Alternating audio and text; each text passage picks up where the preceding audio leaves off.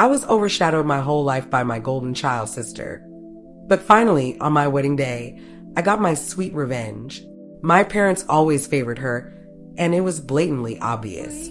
Anytime she accused me of something, they believed her without question and punished me.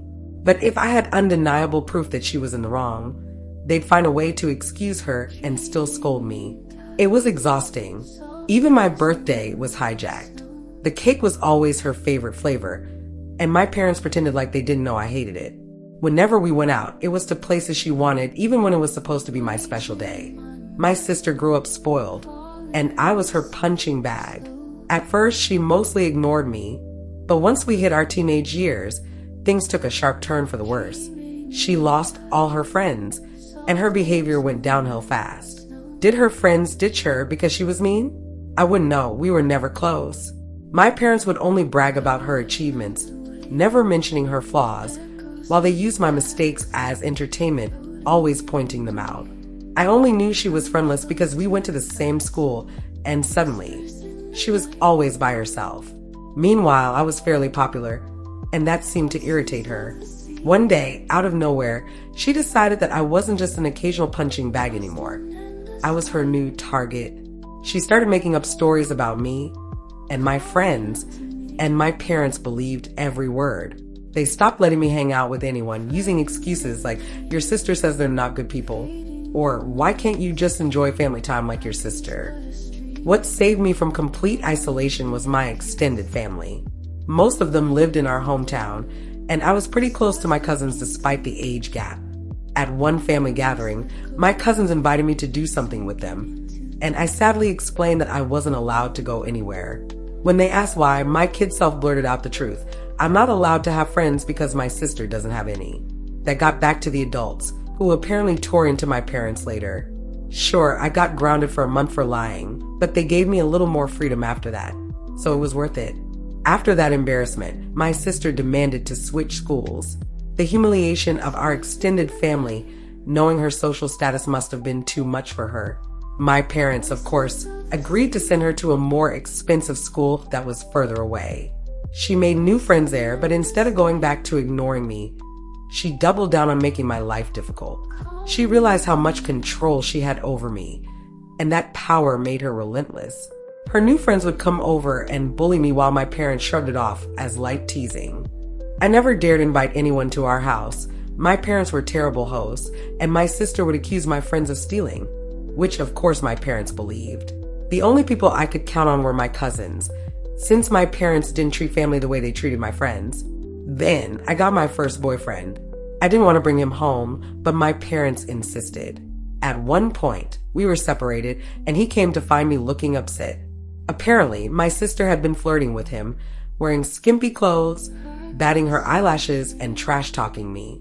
He was creeped out and rushed to tell me. Naturally, my sister told my parents a different story, that my boyfriend had tried to hit on her, but she, being so virtuous, refused because she wouldn't do that to me. Guess who my parents believed? Not me. Now, my boyfriend wasn't perfect, but I immediately sided with him. Why? Well, I was a moody, resentful teen dealing with years of unfair treatment. I hated my sister as much as she hated me. And if I'm being honest, looks came into play here, too. Let me explain. My parents were overweight and expressed love through food, lots of it.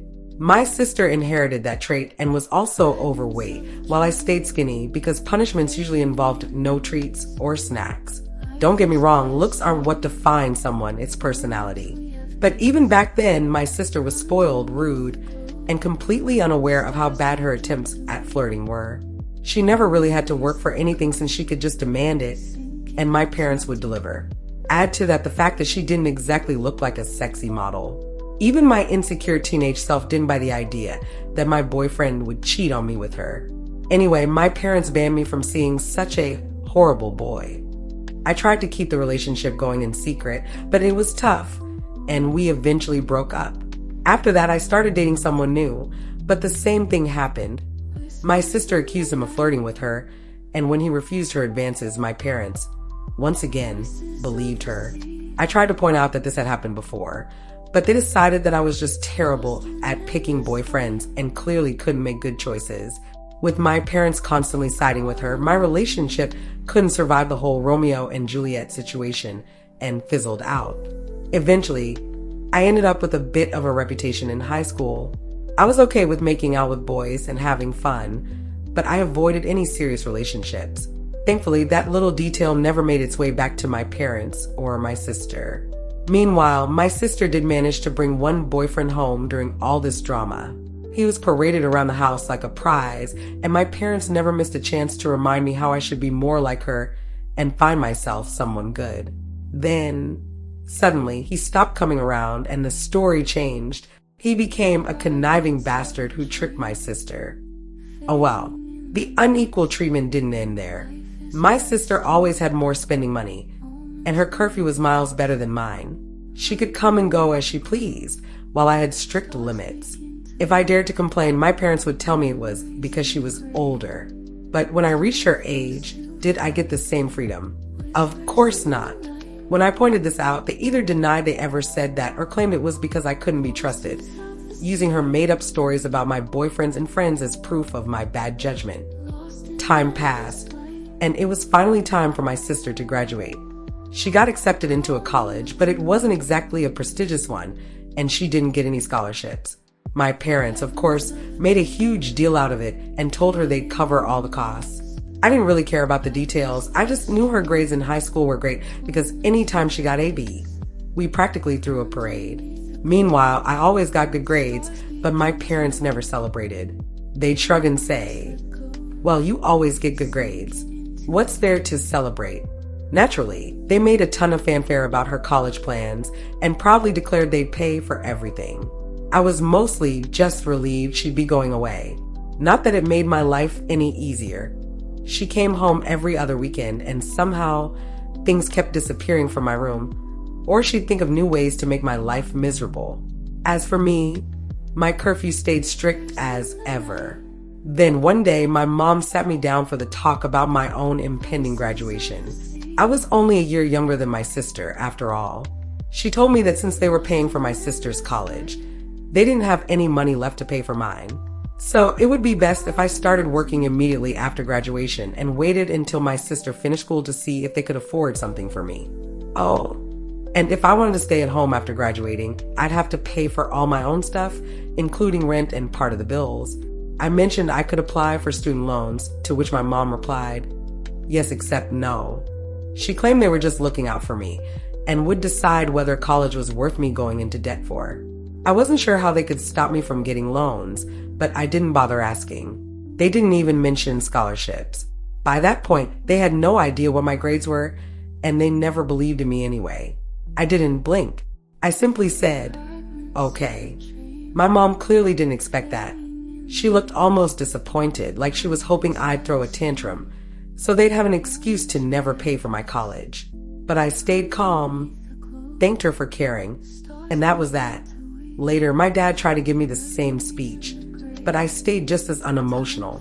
The thing is, after years of their awful parenting, I had no expectations for my education. I knew they'd find some excuse to avoid paying for my college.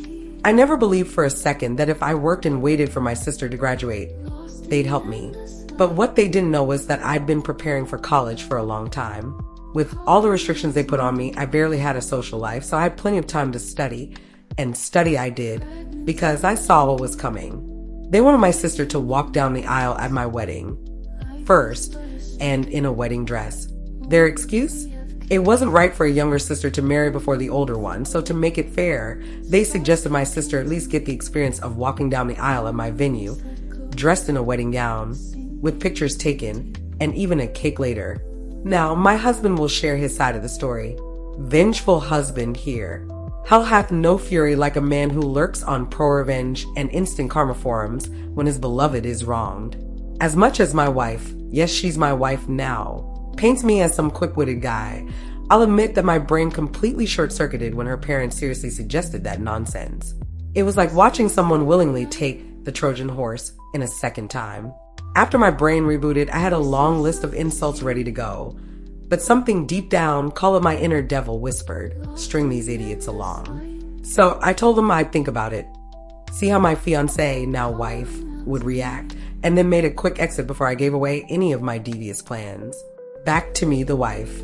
When my husband came back and told me with a big grin on his face that my parents wanted my wedding to revolve around my sister, I was stunned. The distance between us had softened the memory of how awful they could be, and I genuinely thought they wouldn't go that far. But thankfully, my husband's focus on getting sweet revenge snapped me out of any emotional spiral. We had a blast brainstorming all sorts of ways to mess with them, ranging from the wildly outrageous to the more realistic. Eventually, we called his much more level-headed brother to talk through our plan. It involved giving my family a fake venue address while we held the real wedding somewhere else. His brother scolded us, pointing out that while we were determined to get revenge, a plan like that would be tough to pull off. Plus, some of our other ideas might have gotten us sued. In the end, we settled on a plan that was both harmless and effective. Act like we were going along with their demands, but hire security to make sure my sister couldn't get in. Of course, that wasn't enough for my husband. He wanted to make sure it was pro-level revenge. So here's what we did.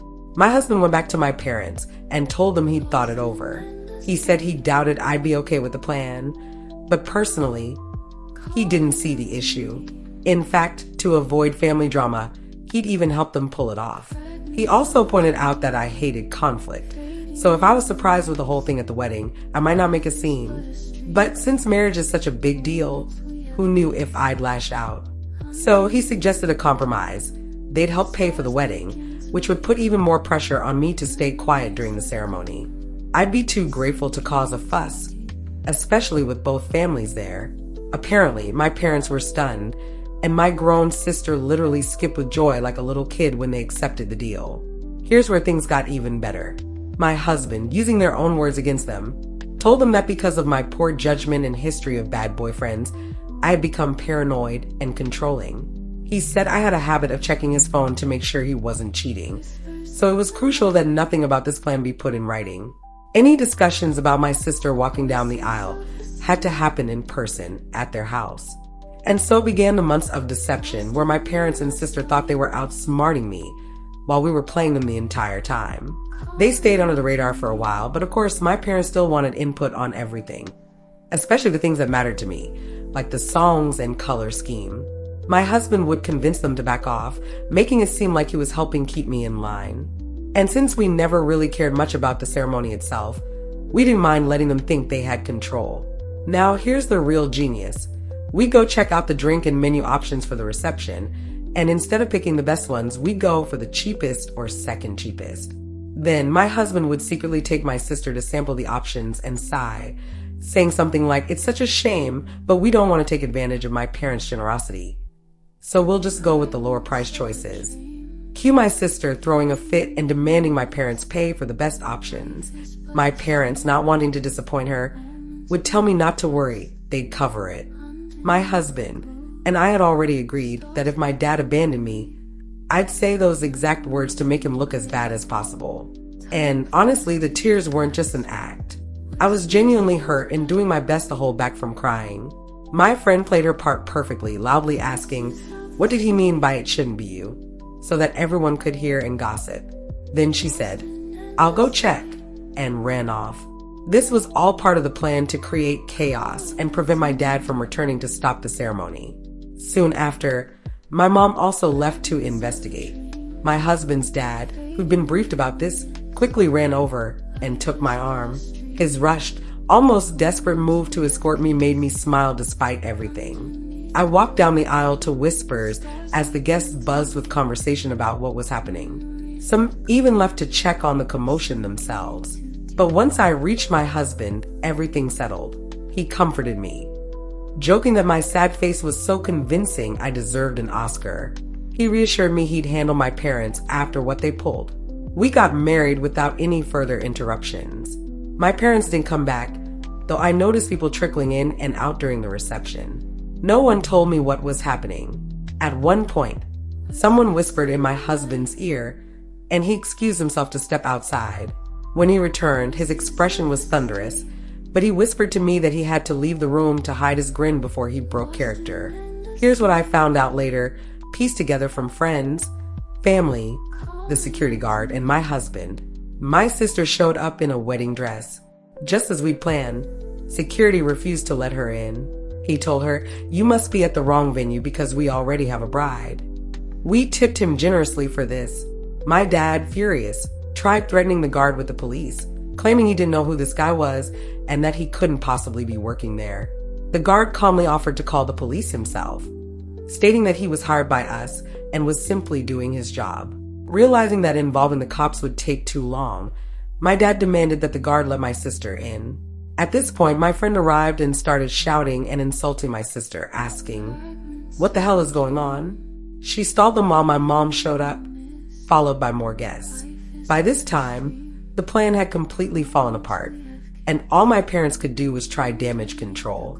Unfortunately for them, word spread fast, and people were horrified that they had attempted something so outrageous. Some guests began yelling at my parents and sister. Naturally, the three of them tried to save face, claiming it wasn't a secret and shifting the blame onto my husband. When my husband was called over, he put on his best confused expression and denied everything. As he later recounted with a grin, "Gaslight, gatekeep, girl boss, LOL." He flat out denied ever agreeing to such a ridiculous plan. When they kept insisting he asked for proof. Of course, they had none. Every text they had showed normal wedding planning conversations. Meanwhile, my sister was screaming and crying, eventually collapsing onto the floor and kicking her legs like a toddler. My dad looked like he was about to hit my husband, but security and a few other guests held him back. Desperate, they claimed they had no proof because my husband had told them not to put anything in writing. My husband laughed and said, "Wow, how convenient." He continued, "Why would I ever agree to something so messed up?" He ripped into them for being terrible parents and told them he wasn't about to let their idiotic plans and lies ruin his wedding. Then he calmly walked back inside to me. No one believed my parents or sister. And honestly, watching them squirm as people confronted them about their behavior was one of the best wedding gifts I could have asked for. Although the venue had cameras, they wouldn't show me the footage since it was for security purposes only. However, a few guests had filmed parts of the whole ordeal, so I got to watch the chaos unfold later. Seeing my parents and sister finally get a taste of their own medicine, after years of being accused of things I hadn't done, was beyond satisfying. My mom was crying, my dad kept turning between shades of purple and white, and my sister was still on the floor throwing a fit. They kept insisting that my husband was in on the plan, but no one believed them. People kept asking why my husband would ever agree to something like that, why there was no proof, and why on earth they thought it was okay for my sister to walk down the aisle at my wedding. They had no answers. Eventually, they were told to leave, and they had no choice but to go. My dad had to physically drag my sister up from the ground because she refused to move throughout the night. No one said a word to me about the drama. I guess they didn't want to upset me, or maybe it was because I was the bride for once and not just a guest. Either way, it felt like everyone was making an extra effort to be kind and positive. Everyone at the wedding seemed excited, and my husband says the expensive food and drinks definitely helped lift their spirits. LOL. We had an amazing time. My husband tried to keep up his angry facade for a little while, but it wasn't long before he broke into smiles again. After the party, we headed to the hotel to catch some sleep before taking off on our honeymoon. Speaking of the honeymoon, my parents actually tried to pay for our plane tickets, but we thought that was too risky. Who knows what kind of games they could pull, like canceling the tickets last minute, so we politely declined. Since then, the three of them, my parents and sister, have tried to contact me. My husband insisted that I refuse their calls and keep a paper trail, which turned out to be a smart move. Eventually, my sister sent me a message. I won't repeat everything she said because it was totally unhinged and didn't make much sense. But the important part was that she blamed me for her humiliation, called my husband a two-faced snake who had fooled them for months. He joked about printing that out and hanging it on our wall. And then, of course, she threw in the classic claim that I'd get cheated on by him. Oh, and she even hinted that he was already cheating on me with her. When my husband saw the message, he took my phone, screenshot the call logs, her message, and some texts from my parents where they demanded I pick up the phone.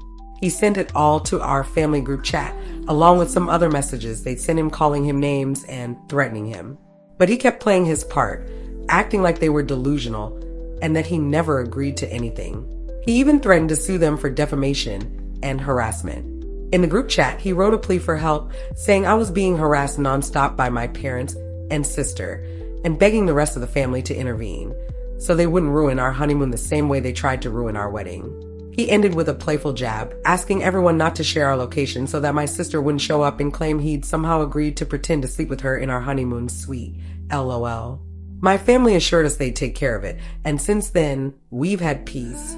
Though my husband's a little disappointed my sister didn't disobey the request, so he could call her out again and tear into her. But hey, we'll see if the peace lasts. All in all, while I would have preferred a normal, loving family at my wedding, I'm just glad that for once, they not only failed to ruin something meaningful to me, but I got back at them in the process. Extra info. A lot of people ask why my parents treat me this way. It's a question I've pondered my whole life, and honestly, I still don't know. When I was younger, I tried asking them, but they denied treating me any differently and would scold me for being spoiled if I brought it up. So I eventually stopped trying. I've considered many reasons, but based on my observations, I think it's this. I was unplanned. They took a while to have my sister, so she was not only wanted but also seen as a miracle child.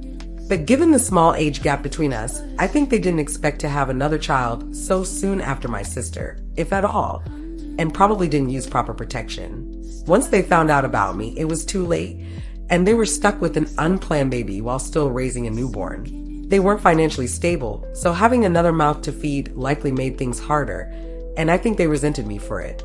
Of course, this is just my theory, but regardless of the reason, what they did was still unwarranted. Did they really think their plan would work? My husband and I have a theory that they never actually intended to go through with the plan. We think my sister threw a tantrum because I was getting married first. She barely dates, after all. So, in an attempt to placate her, my parents made that ridiculous proposition to my husband. They likely didn't want to pay for my wedding and figured we'd refuse the offer, making them look like the good guys to my sister while getting out of paying. But when my husband accepted, they couldn't back out without risking my sister turning on them. Thanks for watching. If you haven't already, please subscribe and hit that notification bell to stay updated with more shocking real-life stories happening around you.